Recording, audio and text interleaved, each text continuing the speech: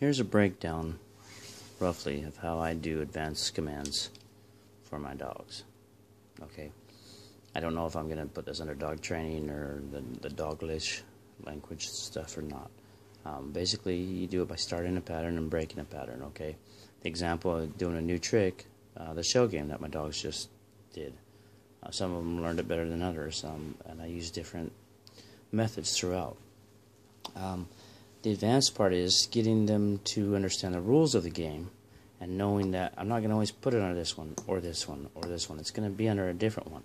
You're not always going to be able to smell it. I want you to be able to guess or see or however you're going to use your senses. But whatever I'm going to do, I'm not always going to put it under this. Now, to get to that point, you need to get them to even know that you're sticking it under there. You even get them to know that you want them to find it under there or do anything like that. So there's a lot of steps you need to do before you even get over to that point of wanting them to learn that step of the rules. And to speak about this really quick, to get to this point is very crucial because how I do this is use commands that I've already taught them to do it. Like, all right, if I put something under here and I say, okay, find it. I get them to smell it. Find it. Where is it? Show me. I can't get it. All these are commands that I do. I should let them see where it is. I try not to move anything yet or whatever. Those are things you get to that. A lot of times people tell me you only use one-word commands. Don't use any complex stuff. I say bull because when I teach my dogs, I teach them in phrases, but my phrases are one-word commands to them. And then when they know a command, and they know what type of command it is, then you can use compound or even more complex. So one thing my dogs know is let's go. One thing they don't know is where we're going to go. So what I do is I say let's go. That's the first part. Let's go outside. Let's go inside. Let's go to my room. Let's go to the front room. Let's go to the garage. Let's go to the kids' room, or whatever. That's the second part. So they know we're going. They know where. A verb predicate type of a sentence structure. They already know you, the subject. So you see how I teach them a sentence. You, let's go outside. You is implied. Let's go is the verb. Outside is the predicate. To the front room is the predicate. But that's to the front room is all one word to them. So word. Doesn't matter.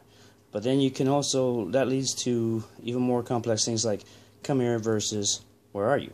If I want the dog to come here, I'll say come here. If I want to just know where they are and check on them, I'll say, buddy, where are you? Or Dale, where are you? Or whatever.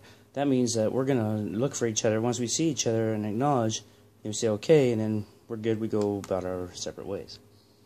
Okay, so that's kind of how to get to that.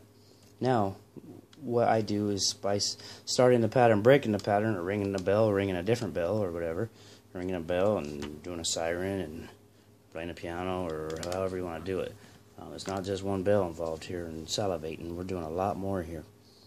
So what I would do is I'd say, okay, once I get them to know I'm putting it under there, I put it under, for instance, I'll put it under this one. As soon as they show me that they can see the pattern of putting it under this, I will break that pattern. And how I know is by anticipation. As soon as they anticipate, I'll put it under there. I'll say, okay, what cup is it under? Because I use the new command. I don't want find it because find it is used for other things. So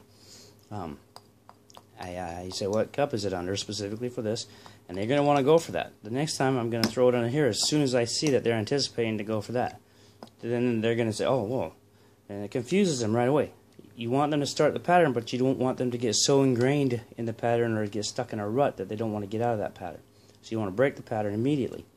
Then what you do is you stick it under the next one. So you throw it under here, or you throw it under here. And as soon as they see that it's somewhere else and they see that's the new pattern, you break that pattern. And then you come over here. And what you start doing is you don't do a pattern anymore after that first couple or first three, depends on how fast your dog is picking this up.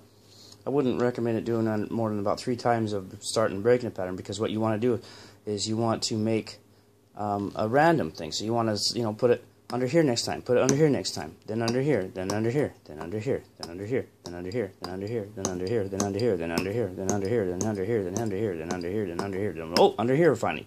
See, you totally confuse the dog and mess the dog up to the point where he's or she is saying, wait a second, the random pattern is the pattern. So the end result